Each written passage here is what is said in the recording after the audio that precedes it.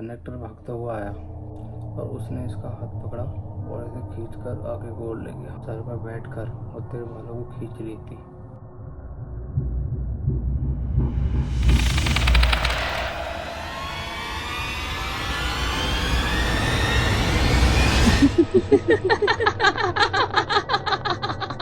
तो hello guys, मैं आपका भाई गौरव वापस से एक हॉरर वीडियो के साथ मैं आ चुका हूँ। तो कैसे हैं आप लोग? ये हॉरर स्टोरी एक राजस्थान के गांव की है, जो कि जिसके साथ हुई है उस बंदे ने मुझे भेजी है। उसका ओरिजिनल नाम तो मैं खैर नहीं बता सकता, ऐसे ही कोई नाम रख लेते हैं। खैर मान के चलो उसका नाम राकेश है। तो राकेश एक स्कूल में पढ़ता है। उस टाइम की बात होती है, 12th क्लास में था ये सब। तो होता क्या है कि 12th क्लास में जब ये पढ़ता था तो इसे एक लड़की से प्यार हो जाता है।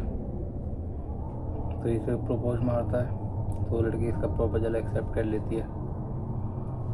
काफ़ी टाइम बीत जाता है। जब इनका 12th क्लियर हो जाता है, लड़की भी वो 18 साल की होती है, बालिग हो जाती है। तो इसने उससे बोला कि भाई अब तो अपने घर बात कर शादी की, क्योंकि मुझे शादी करनी है। मेरे घर वाले बोल रहे हैं शादी करने के लिए। तो लड़की बोलती है कि मेरे घर वाले नहीं मानेंगे, तुम अलग कास्ट के हो, मैं अलग कास्ट की हूँ। तो भाई गांव में सब चलता है कि कास्ट वास्ट का कोई बहुत लोचा होता है गाँव में। एक कास्ट के हों तभी मानते हैं, ऊँची कास्ट के हो तो। शहर में चीज़ नहीं है लेकिन गाँव में बहुत ज़्यादा होती है। तो लड़के ने बोला कि यार तो एक काम करते हैं, हम दोनों भाग चलते हैं। लड़की पहले तो चुप होगी, फिर उसने कहा ठीक है। तो लड़के ने कहा चलो ठीक है। फिर मुझे रात को 9 या 10 बजे करीब मैंने पीपल की बात नहीं लड़की ने बोला ठीक है। तो लड़की जो है अपना सामान पैक करके इसने छत पर जाकर सामान अपना रख बाहर फेंक दिया पीछे। ये रात को घर बोल के गई कि मैं फ्रेश होने जा रही हूँ। तो गांव में क्या होता है कि ज़्यादातर लोग खेतों में जाते हैं फ्रेश होने के लिए। तो घर वालों ने भी उतना ध्यान नहीं दिया और ये चली गई। इसने अपना बैग उठाया पीछे से और वहाँ से निकल गई। तो जब ये वहाँ पेड़ के पास पहुँची, बेसिकली करीब 10 मिनट बाद वो लड़का वहाँ आता है और इसे बोलता है कि चलो चलते हैं फिर। तो ये बोलती नहीं है उससे कुछ, खाली सिर हिलाती है। तो उस लड़के ने मुझे बताया कि गौरव भाई जब उससे बात हुई थी, उसने जब बात की थी तो उस समय उसका व्यवहार कुछ और था, और अभी जब मैंने रात उससे बात करी थी तो कुछ एक्सप्रेशन उसके अलग थे और ना कुछ जवाब दे रही थी, खाली चुप थी। मैंने सोचा कि कोई नहीं, घर वालों से अलग हो रही है, इसमारे बुरा लग रहा होगा इसे।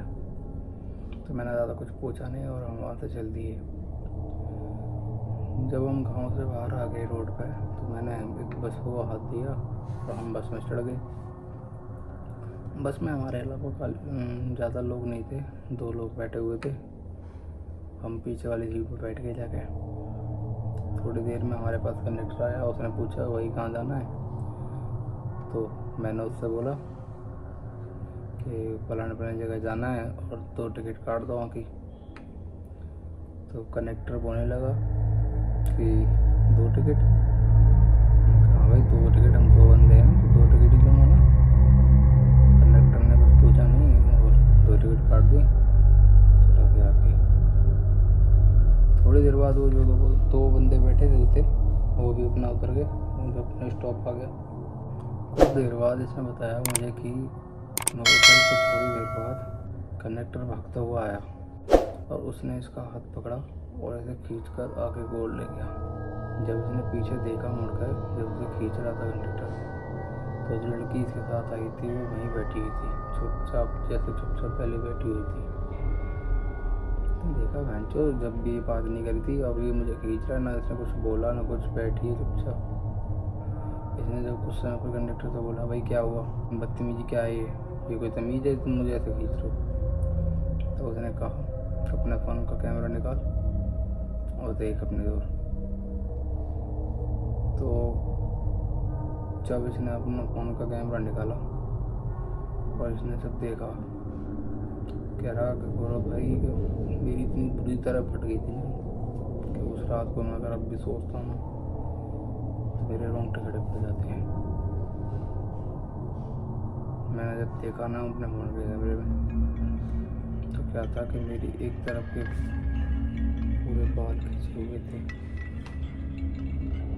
और खून निकला हो जा रहा था। और मैं इतना हैरान था कि मेरा इतना खून निकल चुका है और मुझे पता ही नहीं कि मेरा खून भी निकल रहा है।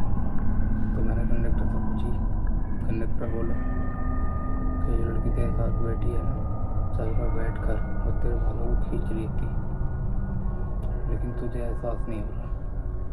मैंने कहा यार वो तो मेरे साथ बैठी थी कि ये चीज़ होती है छलावा, कि जो तुम्हारा दिखता नहीं है लेकिन होता है। अब आप लोग कहोगे कि ऐसा कैसे हो सकता है, वो लड़की तो बिल्कुल ठीक थी, तब से तो पता नहीं चली जैसे उसके साथ रह रही है, तब से ऐसा कुछ नहीं हुआ। बात क्या थी कि जो पीपल का पेड़ था ना उस पर चला हुआ था, लेकिन उन दोनों को कुछ पता नहीं था ऐसा। जो लड़की वहाँ पहले पहुँच गई तो वो चीज़ उस पर आ गई। तो इसलिए बोलते हैं कि घर वालों की बिगड़ मर्जी से कभी भी कोई काम नहीं करना चाहिए। यहाँ तक कि शादी वादी चक्कर करना ही नहीं चाहिए, तो बहुत ही गलत चीज़ होती है, क्योंकि तुम तो घर की इज्जतों की अवहेलना कर देते हो। तो गाइस आज की स्टोरी कैसी लगी आप लोगों को कमेंट में ज़रूर बताएं और इस वीडियो को लाइक करें, शेयर करें। आपके पास भी कोई ऐसी स्टोरी हो तो आप हमें शेयर कर सकते हैं। मैं अपने डिस्क्रिप्शन में अपनी जीमेल आईडी, इंस्टा आईडी का लिंक दे दूँगा, तो आप हमें वहाँ पर बता सकते हैं जो आपके साथ घटा हो किसी आपके फ्रेंड के साथ। तो बस मिलते हैं और अगली वीडियो में, जब तक के लिए राम राम, थैंक यू।